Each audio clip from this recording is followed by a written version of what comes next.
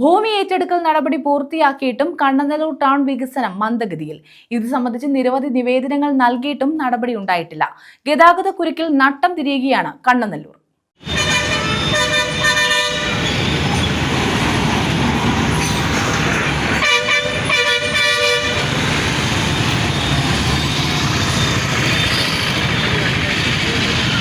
ഭൂമി ഏറ്റെടുക്കൽ നടപടി പൂർത്തിയാക്കിയിട്ടും കണ്ണനല്ലൂർ ടൗൺ വികസനം മന്ദഗതിയിലാണ്.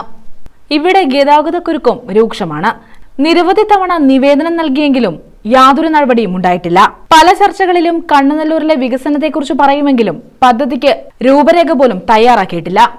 വളരെ പെട്ടെന്ന് വന്ന ഈ പദ്ധതി പെട്ടെന്ന് സ്ലോ ആയ ഒരു അവസ്ഥയിലാണ്. ഈ കഴിഞ്ഞ ഓണത്തിന് ഏകദേശം ഒരു മാസം മുമ്പ് കളക്ടറുടെ ചേംബർ വിളിച്ച് ഭൂമി ഏറ്റെടുക്കലുമായി ബന്ധപ്പെട്ട അവാർഡ് നടത്തുകയുണ്ടായി. ആ അവാർഡിൽ ഒരു മാസത്തിനകത്ത് വെച്ച് ഭൂമി ഒഴിഞ്ഞു കൊടുക്കണമെന്നും പദ്ധതി നടപ്പാക്കുമെന്നാണ് പറഞ്ഞിരുന്നത്. പക്ഷെ ഓണം അടുത്തപ്പോൾ വ്യാപാരികൾ ഉൾപ്പെടെ കളക്ടറെ സമീപിച്ചെങ്കിലും 10 ദിവസം പോലും നീട്ടിത്തരാൻ അന്ന് തയ്യാറായില്ല.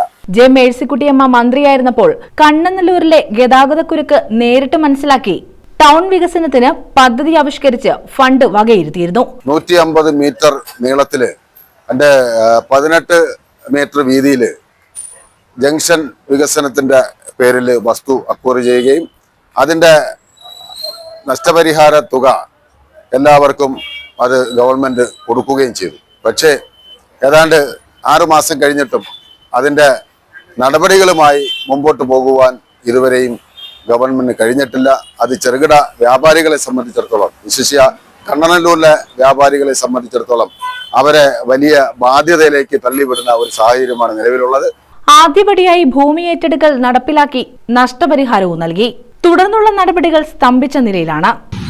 കണ്ണനല്ലൂർ ടൗൺ ഒരു ഇടുങ്ങിയ സ്ഥലമായി നിലനിൽക്കുന്ന കാലഘട്ടത്തിൽ നമ്മുടെ ബഹുമാന്യായ മന്ത്രി ജെ മേഴ്സിക്കുട്ടിയമ്മ കാലഘട്ടത്തിൽ പലവിധ നിവേദനങ്ങളും മന്ത്രിയുടെ ശ്രദ്ധയിൽപ്പെടുത്തുകയും അതിൻ്റെ അടിസ്ഥാനത്തിൽ പ്രത്യേകം ശ്രദ്ധ ചെലുത്തി ബഹുമാനപ്പെട്ട മന്ത്രി കണ്ണനല്ലൂർ ടൗൺ വികസനം എത്രയും വേഗം നടപ്പിലാക്കുമെന്ന് പറയുകയും ആ കാലഘട്ടത്തിലാണ് നമ്മുടെ വിവിധ രോഗങ്ങൾ, കൊറോണ പോലുള്ള മാരക രോഗങ്ങൾ വരികയും ഈ പദ്ധതി നീണ്ടുപോവുകയായിരുന്നു.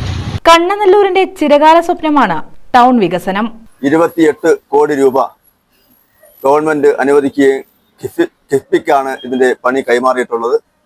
അതിനുശേഷം അത് പൂർണ്ണമായിട്ടും വസ്തു കെട്ടിടങ്ങളും ഏറ്റെടുക്കുന്നതിന് തുക അപര്യാപ്തമായെന്ന് മനസ്സിലായതിന്റെ അടിസ്ഥാനത്തിൽ MLAയുടെ ശ്രമഫലമായിട്ട് വീണ്ടും 4 കോടി രൂപ കൂടി അനുവദിച്ച് 32 കോടി രൂപയ്ക്ക് ഈ കണ്ണനല്ലൂർ ടൗൺഷിപ്പുമായി ബന്ധപ്പെട്ട് സ്ഥലം ഏറ്റെടുത്ത് കിഫ്ബി സ്ഥലം ഏറ്റെടുത്ത് അതിൻ്റെ പ്രവർത്തനങ്ങളുമായി മുന്നോട്ട് പോവുകയാണ്.